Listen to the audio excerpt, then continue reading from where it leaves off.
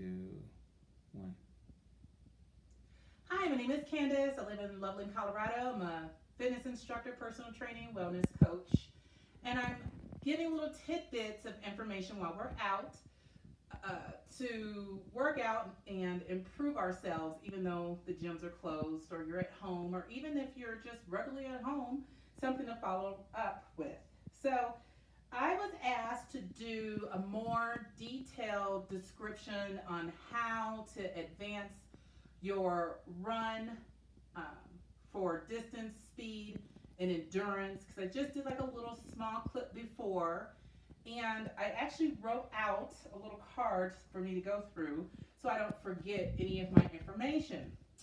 Number one, you want to have proper clothing and shoes. So, well fitted shoes. For me, I have to do arch supports. You want to make sure that you have breathable clothes or warm clothes layers, um, waterproof if it's raining or snowing. So, just make sure that you have the right layering and amount of clothes to wear on your warm days. Find a route that's equal to your goal, whatever you want to do, whether it's a mile, 3 miles, 5 miles, 10 miles. Find that route. There's apps. You can go online actually and map out your neighborhood or area, and it'll tell you how long or the mileage of where you're going, routes to get there. You want to walk that route 3 to 5 times a week. So just walk it to get used to it, especially if you're not a runner. I am not a quote unquote runner. I don't do half marathons or marathons. I just run short little miles, 3 to 5 miles. So this is just for the novice runner, not for someone who's super good at running already, okay? Good music, scenery, and you definitely want to look for hills. On your walk days, you want to walk um, up the hills for the resistance. Up the hills for the resistance. And like I said in my last video, after you walk up the hills for resistance, you want to pick one good hill and at the end of that walk, sprint it 3 to 5 times to help you with your endurance.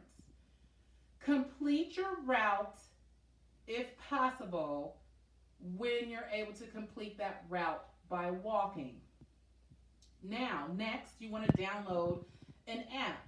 Couch to 5K, 10K, whatever your goal amount is. They have some down for miles, half miles, whatever your goal is.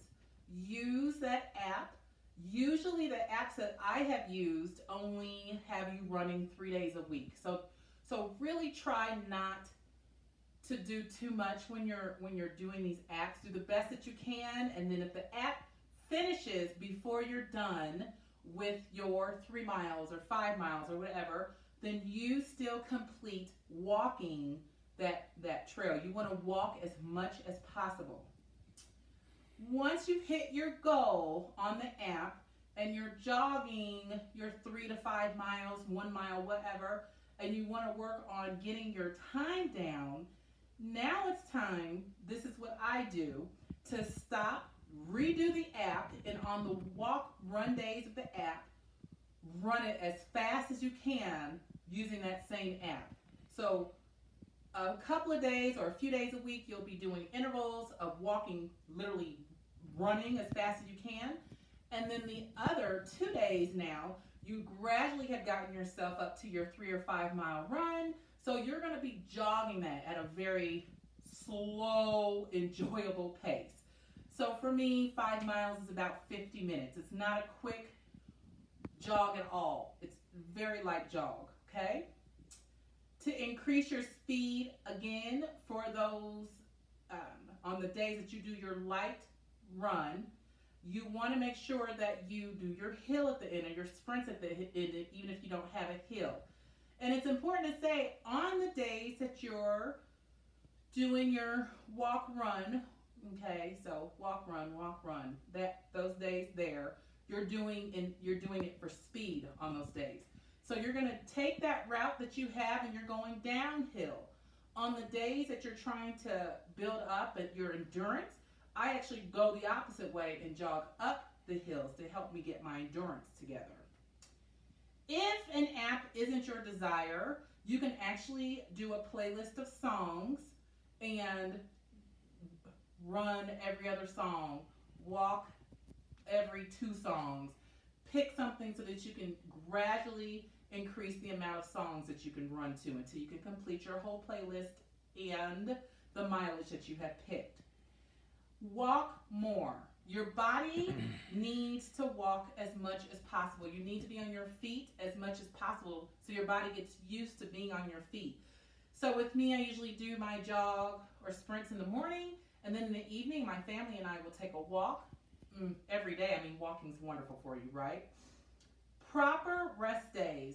I rest. I don't do any cardio hardly at all the day before my runs. I might lift or do some upper body exercises, push-ups, squats, lunges, core, abs, but I won't run. I literally let my body heal, or I do nothing at all. If I'm super exhausted, I just do nothing at all.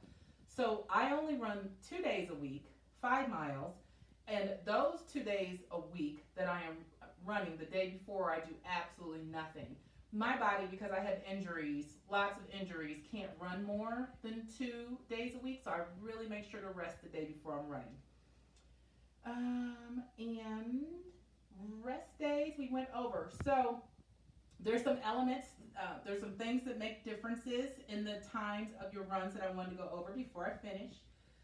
The outside elements make all the difference in the speed of your run. Today, it took me 55 minutes to run 5 miles because it was so windy, and it was very difficult to run in the wind uphill. I mean, I was really trying to catch my breath. Make sure you have ample water, so you want to make sure you're drinking ample water as you're running. And I could have a CamelBak. My husband and I both have CamelBaks that we fill with water and we can drink as we're jogging. Sunscreen is very important. You know, protect your skin and proper covering hats, sunglasses, etc. And proper stretching before you run. So you don't want to just leave your house and run. There's some options you can do for that. You can walk. You can walk for 5 minutes or a couple of songs. You can actually, as you're walking, add in walking lunges to stretch your hip flexors. And I actually stop and do hill raises every couple of minutes, 20 to 25. And make sure I get 50 to 100 heel raises in to strengthen my calves and loosen my ankles before I start running.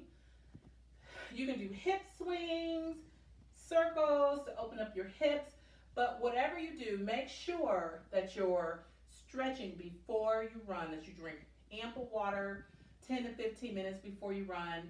You completely hydrate yourself, protect your skin, proper clothing, proper shoes, proper socks, arch supports as needed. You know your routes. You're going uphill on your slow days, downhill on your sprint days, adding extra sprints at the end to increase your endurance.